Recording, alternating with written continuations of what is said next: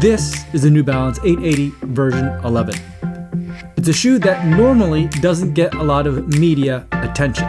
But if you pay careful notice to the social media feeds of New Balance athletes, you'll see it appearing again and again. So is the 880 New Balance's best kept secret? It's time to put on these shoes one more time and talk about the 880 version 11 after 100 miles.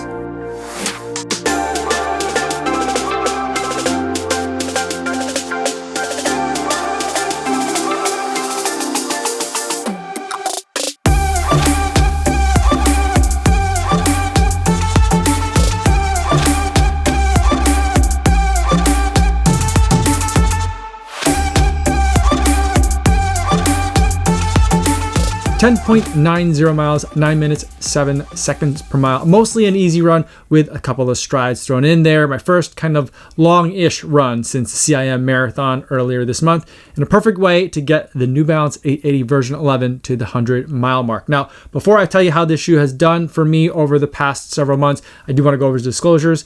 This is a pair of shoes that was sent to me by Roadrunner Sports for the purpose of review. However, they're not paying me to make this video. No one's paying me to make this video or to use the shoe, and no one's going to get a chance to preview any of my footage or my thoughts before you guys get a chance to see this video on YouTube. So with that disclosure out of the way, let's talk about the New Balance 880 version 11. First, let's go over some specs on this shoe. This shoe is a 34 millimeter stack height shoe in the heel with a 10 millimeter drop, giving us 24 millimeters of Fresh Foam X midsole foam. It's one of New Balance's bouncier foam. It's a little bit more lively to run on, and I definitely love it in the 880 version 11. Moving to the outsole, there is a ton of blown rubber out here. It is probably the thing that I notice most about this shoe is just how much rubber there is on the outsole. It's a shoe that's definitely set up, at least, for that long-term durability.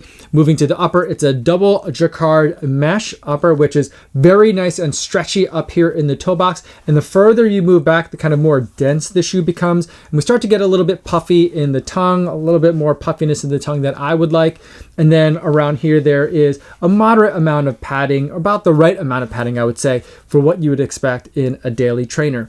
As far as structure in the heel, there is a semi-rigid piece back here that keeps things nice and structured. And then there's also an external heel clip that's also here to help keep everything locked into place. Overall, it's a little bit more kind of like built up. There's a little bit more armor here than I tend to need, but for some of you that want a little bit more of that structure in the heel, this is something that I think that you guys are going to like. All told, this shoe comes in at a variety of different weights depending on where you look. Roadrunner Sports has the shoe at 10.5 ounces. New Balance has it at 10.2. I didn't weigh this shoe before I started running in it, but after 100 miles right now, I just weighed it, and mine comes in at 9.9 ounces. So with those specs aside, let's talk about what it's been like to run in this shoe. This shoe for me has been a real surprise, a real sleeper of a shoe that most people don't spend a lot of time gushing about. And so I'm going to try and make up for that now. I've been really enjoying running in this shoe. It's just kind of like a daily trainer. There's nothing that really jumps out about it. There's nothing that pops, springs, bounces, like nothing super crazy.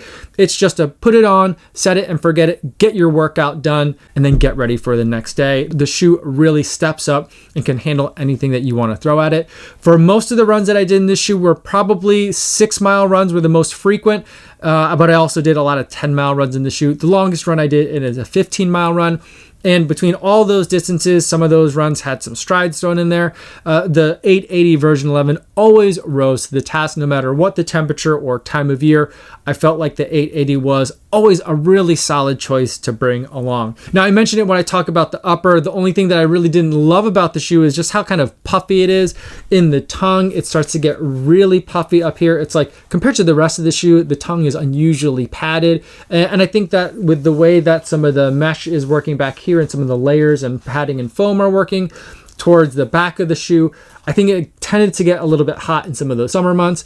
But in the winter months, when I started running in this shoe and in the winter months now, I feel like it's just right. I don't mind the heat at all. Now let's talk about some of the wear and tear. As far as the upper is concerned, the upper is holding up really well. I got this shoe back in January of this year. So this shoe has been in my closet for a lot longer than most shoes last in my closet. Now I talk about this shoe and being done with it at the 100-mile mark, By no means do I think that this is a 100-mile shoe. Looking at the upper, it looks like it's pretty much straight out of the box. It looks absolutely pristine. It's holding up really well. So really impressed with the upper here.